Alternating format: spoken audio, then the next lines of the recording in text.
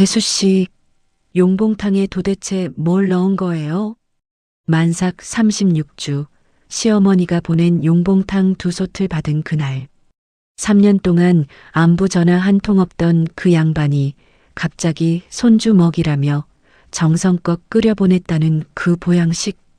뭔가 쎄한 느낌의 사진부터 찍어둔 게 신의 한 수였을 줄 그때는 정말 몰랐습니다. 그날 저녁 식탐 많은 시누이가 들이닥쳐 2솥을 통째로 훔쳐가고 이틀 뒤 걸려온 아주버님의 다급한 전화 한 통. 그리고 1시간 뒤 사이렌도 없이 우리 아파트 앞에 멈춰선 흰색 경찰차에서 새파랗게 질린 얼굴로 내리던 시어머니. 만삭의 며느리를 노린 시어머니의 소름 끼치는 계획을 복도에 떨어진 국물 한 방울로 완벽하게 뒤집어버린 이야기. 지금 바로 시작합니다.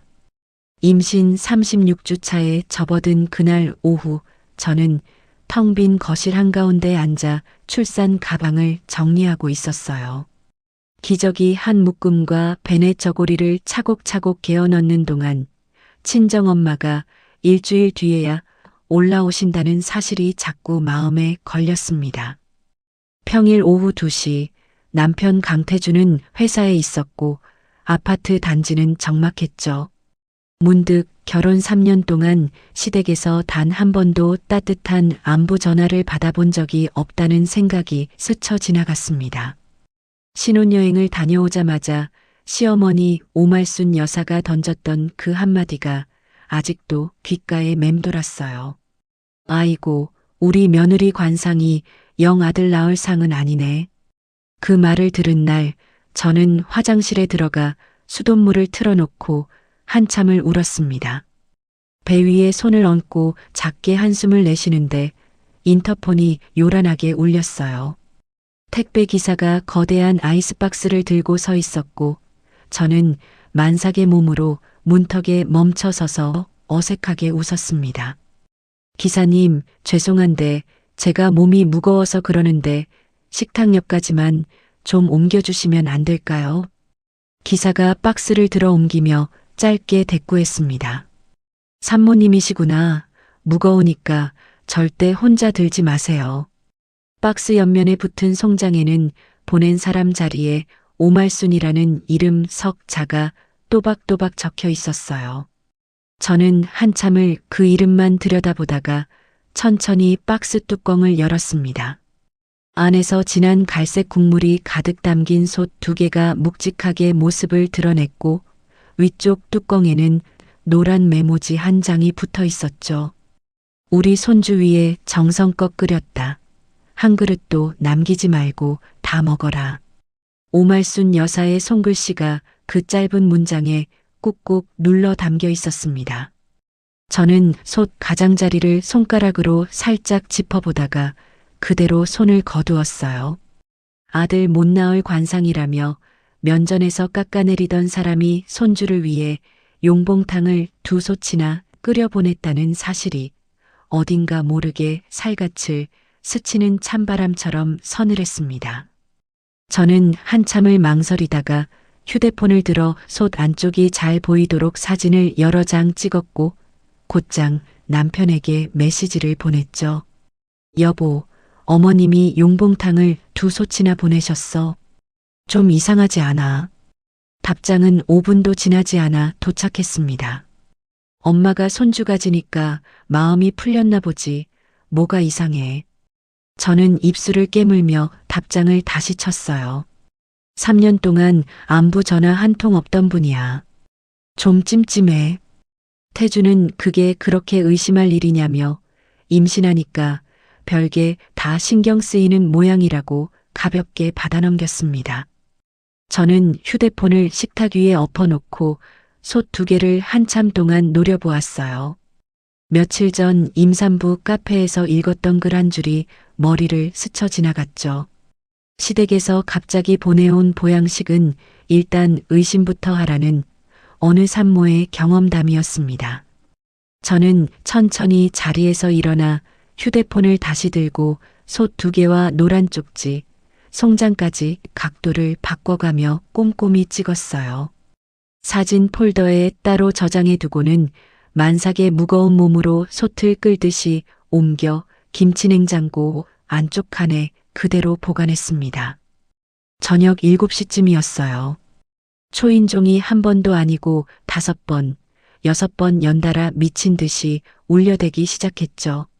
화면을 보니 결혼 후 단 한 번도 예고 없이 찾아온 적 없던 시누이 강미영이 잔뜩 인상을 쓴 채로 서 있었습니다. 심장이 쿵 내려앉는 것 같았어요. 문을 열자마자 미영은 신발을 거의 벗어 던지듯 현관에 두고 들어왔습니다. 옳게 엄마가 뭐 보냈지. 미영이 거실을 지나치며 툭 던지듯 물었어요. 저는 만삭의 배를 감싸 안으며 천천히 대답했습니다. 형님, 일단 좀 앉으세요. 차라도 한 잔 드릴게요. 앉기는 무슨, 어디다 뒀어. 미영은 제 대답도 듣지 않고 곧장 주방으로 직진했고 김치냉장고 문을 거칠게 열어젖혔습니다. 솥 2개를 발견한 미영의 눈빛이 번뜩이는 것을 저는 똑똑히 보았어요. 이거 봐, 이거 봐. 엄마가 너한테 이걸 보냈다고. 미영이 솥 하나를 두 손으로 번쩍 들어 올리며 저를 돌아봤습니다. 형님, 그건 어머님이 저한테 보내신. 올케야, 너 정신 차려. 임산부가 이런 보양식 많이 먹으면 애가 너무 커서 난사네. 미영이 솥을 가슴에 안듯이 끌어당기며 말을 잘랐어요. 그리고 너 이거 다 먹을 수 있어. 2솥을 결국 버릴 거잖아. 저는 만삭의 몸으로 미영의 앞을 가로막으려다 한 발 비틀거렸습니다. 형님, 그래도 어머님이 저한테 보내신 거니까 내가 엄마한테 다 얘기하고 가져가는 거야. 너 자꾸 따지면 엄마 서운하게 할 거야. 미영이 솥 2개를 양손에 나눠들고 현관 쪽으로 성큼성큼 걸어갔어요. 저는 결국 그 자리에 멈춰서서 미영의 뒷모습만 바라보았습니다. 만삭의 배 때문에 잡을 수도 따라갈 수도 없었어요. 미영이 신발을 깨어 신는 동안 솥 가장자리에서 갈색 국물이 한 방울씩 뚝뚝 떨어지는 것이 보였습니다. 현관문이 거칠게 닫히고 미영이 사라진 뒤 저는 천천히 복도로 나가보았어요. 엘리베이터 앞까지 점점이 떨어진 갈색 자국이 형광등 불빛 아래 선명했습니다. 저는 잠시 그 자국을 멍하니 내려다보다가 무언가에 홀린 사람처럼 집으로 들어가 면봉한 통과 빈 지퍼백을 가지고 다시 나왔어요. 만삭의 몸을 천천히 굽혀가며 가장 진하게 떨어진 국물 자국 위에 면봉을 꾹꾹 눌러 묻혔습니다. 면봉 2개를 차례로 적신 뒤 지퍼백에 밀봉하고 입구를 2번, 3번 꼼꼼히 닫았어요. 거실로 돌아온 저는 그 지퍼백을 김치냉장고 가장 깊숙한 안쪽 칸에 따로 넣어두었습니다. 왜 그랬는지는 저도 잘 모르겠어요. 그저 손이 먼저 움직였습니다. 밤 11시가 넘어서야 남편이 들어왔고 저는 거실 소파에서 일어나 그를 맞이했어요. 여보, 오늘 형님이 오셨었어. 남편이 넥타이를 풀며 무심하게 대답했습니다. 누나가 왜? 어머님이 보내신 용봉탕 2솥을 통째로 가져가셨어. 저는 최대한 차분하게 말하려고 애를 썼어요. 남편이 잠깐 멈칫하는가 싶더니 곧 어깨를 으쓱했습니다. 누나가 요즘 살이 좀 빠졌다더라. 어차피 너 혼자 먹기엔 많았잖아. 여보, 그게 문제가 아니라. 체리나, 너 자꾸 누나 흉보지 마라. 누나도 식구잖아. 남편이 안방으로 들어가며 한마디를 던지듯 남겼습니다. 저는 소파에 그대로 주저앉아 2손으로 얼굴을 감쌌어요. 처음으로 결혼한 것 자체가 후회된다는 생각이 머릿속에 또렷이 떠올랐습니다.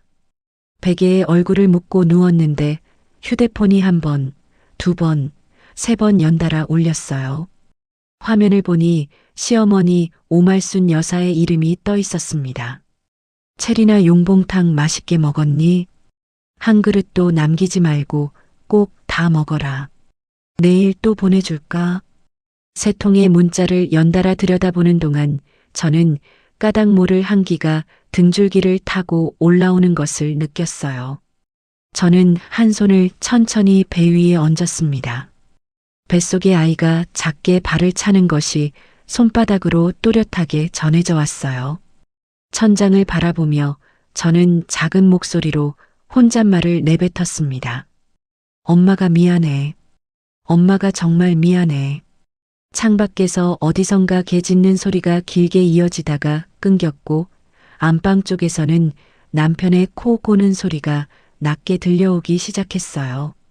저는 그 새벽 내내 휴대폰을 손에서 놓지 못한 채 잠을 이루지 못했습니다. 새벽녘에 가까스로 눈을 붙였다가 메스꺼움에 다시 깬 것은 아침 7시쯤이었어요. 입덧이 잠잠해진 지 한참인데 그날따라 위장이 거꾸로 뒤집히는 것 같았습니다. 저는 화장실 변기를 붙잡고 한참을 헛구역질하다가 거울에 비친 제 얼굴을 마주했어요. 핏기 하나 없는 창백한 얼굴에 눈밑은 거무스름하게 가라앉아 있었습니다. 거실로 나와 미지근한 보리차 한 잔을 천천히 들이켜고는 한참을 망설이다가 시어머니에게 문자를 보냈어요. 어머님, 보내주신 용봉탕은 잘 받았어요. 그런데 어제 형님이 들르셔서 두 솥 다 가져가셨어요. 문자를 보내고 나서 저는 식탁 위에 휴대폰을 엎어놓고 그 위에 손바닥을 얹었습니다. 평소 같으면 5분도 안 되어 답장이 줄줄이 날아왔을 시어머니 오말순 여사였어요. 10분이 지나고 30분이 지나고 1시간이 지나도록 휴대폰은 단 한 번도 진동하지 않았습니다. 저는 휴대폰을 뒤집어 화면을 확인하고 다시 엎어놓기를 몇 번이나 반복했어요. 거실 소파에 옆으로 누워 산모 수첩을 들춰보고 있는데 친정엄마에게서 영상통화가 걸려왔습니다. 체리나, 우리 딸 잘 잤어. 화면 속 엄마가 환하게 웃으며 손을 흔들었어요. 엄마, 나 어제 좀 이상한 일이 있었어. 저는 어제 있었던 일을 하나도 빼놓지 않고 이야기했습니다. 용봉탕 두 솥과 시어머니의 쪽지, 그리고 시누이 강미영이 빈손으로 들이닥쳐 통째로 들고 간 일까지 차근차근 풀어놓았어요. 엄마의 표정이 점점 굳어갔습니다. 체리나, 잘 들어. 엄마가 평소답지 않게 낮고 단단한 목소리로 말을 이었어요. 시댁에서 보낸 음식은 무조건 의심하고 시작해. 알겠어. 엄마, 그게 무슨 말이야? 엄마 말 들어. 한 입도 입에 대지 말고 그 솥에 들어있던 거 한 방울이라도 남아있으면 절대 버리지 마.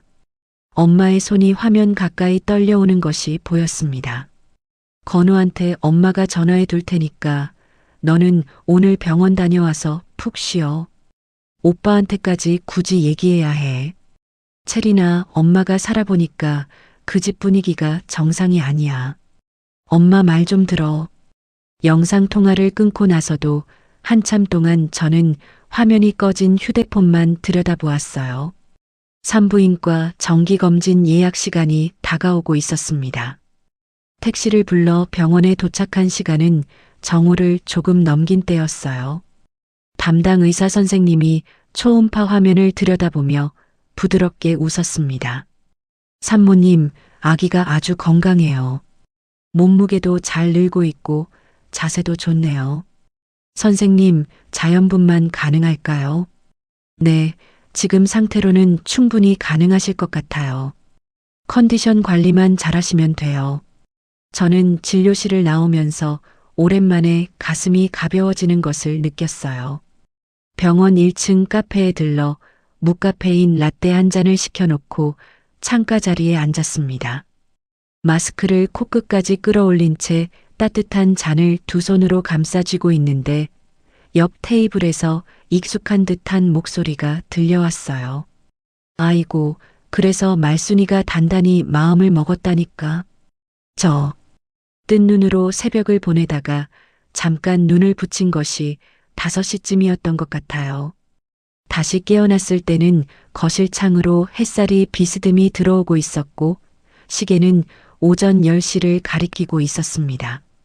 남편은 이미 출근했는지 안방 문이 활짝 열린 채 비어 있었어요. 소파 팔걸이에 올려둔 휴대폰을 집어 충전기에서 빼는 순간 화면 가득 떠 있는 빨간 숫자들이 한꺼번에 눈에 들어왔습니다. 부재중 전화 17통, 카카오톡 메시지 28개. 전부 한 사람, 아주버님 강현우의 이름이었어요. 심장이 갈비뼈를 두드리듯이 쿵쿵 뛰기 시작했습니다. 저는 떨리는 손으로 메시지 창을 열었어요. 가장 마지막 메시지에는 짧고 굵은 한 문장이 떠 있었습니다. 재수 씨 제발 전화 좀 받아주세요. 미영이 상태가 심각합니다. 응급실입니다. 저는 통화 버튼을 눌렀어요. 신호가 채 한 번 가기도 전에 아주버님이 받았습니다. 재수 씨, 아주버님 죄송해요. 제가 휴대폰을 무음으로 해놓고 잠들어서. 재수 씨, 제가 지금 그게 중요한 게 아니에요. 아주버님의 숨소리가 거칠게 끊어졌어요. 도대체 그 용봉탕에 뭘 넣은 거예요? 어머니가 보내셨다는 그 용봉탕에. 저는 휴대폰을 두 손으로 꼭 쥐었습니다. 아주버님, 저는 정말 한 입도 안 먹었어요. 그저께 형님이 오셔서 2솥 다 가져가셨어요. 2솥 다요. 네, 2솥 다요. 저 거짓말 아니에요. 김치 냉장고에 그대로 두었던 거 형님이 그냥 들고 가셨어요. 수화기 너머에서 깊은 한숨이 길게 흘러나왔어요. 재수 씨, 미영이가 어제 저녁부터 의식이 흐려져서 응급실에 실려왔어요. 네. 피가 멈추질 않아요. 자궁에서요. 간 수치도 한꺼번에 무너졌고 저는 소파 등받이에 등을 깊이 기대며 한 손을 입에 가져갔습니다. 지금 중환자실로 옮겼어요. 그리고 재수 씨, 아버지도요. 아버님도요. 매영이 그러는데 미영이가 어제 친정에 갔다가 그 용봉탕을 아버지랑 같이 떠드셨대요. 아버지도 비슷한 증세로 같은 병원에 입원하셨어요. 저는 입을 다물지 못한 채 천장만 바라보았어요. 뱃속의 아이가 평소보다 격하게 발을 차댔습니다. 재수 씨, 의사 입장에서 말씀드릴게요. 제가 응급실에서 일단 위세척하고 피 뽑아서 1차로 약물 검사 돌려봤어요. 네. 약초에서 나오는 독성 성분이 명확하게 잡혔어요. 정밀한 결과는 며칠 더 걸리겠지만 이건 누가 봐도 일부러 들어간 거예요. 아주버님, 재수 씨, 이건 경찰에 신고 안 할 수가 없는 상황이에요. 이해해 주세요. 저는 한참 동안 숨을 고르고 나서야 겨우 입을 열 수 있었어요. 아주버님, 저 한 가지만 말씀드려도 될까요? 네, 말씀하세요. 그저께 형님이 솥을 들고 가실 때 복도에 국물이 좀 흘렀어요. 저는 그걸 면봉으로 묻혀서 따로 보관해 뒀어요. 그리고 아파트 복도 영상도 어제 관리사무소에 요청해 뒀고요. 수화기 너머에서 짧고 낮은 신음 같은 소리가 들려왔습니다. 재수 씨, 잘하셨어요. 정말 잘하셨어요. 아주버님, 저 정말 아무것도 몰랐어요. 알아요. 저도 알아요. 일단 끊을게요. 저도 정신 좀 차리고 다시 연락드릴게요. 통화가 끊긴 뒤에도 저는 한참 동안 휴대폰을 귀에서 떼지 못했어요. 그러다 정신을 차리고 친정 오빠 이건호의 번호를 눌렀습니다. 오빠, 큰일 났어. 체리나, 천천히 말해. 저는 방금 들은 이야기를 떨리는 목소리로 그대로 전했어요. 오빠가 잠시 침묵하더니 한 음절씩 또박또박 말을 이었습니다.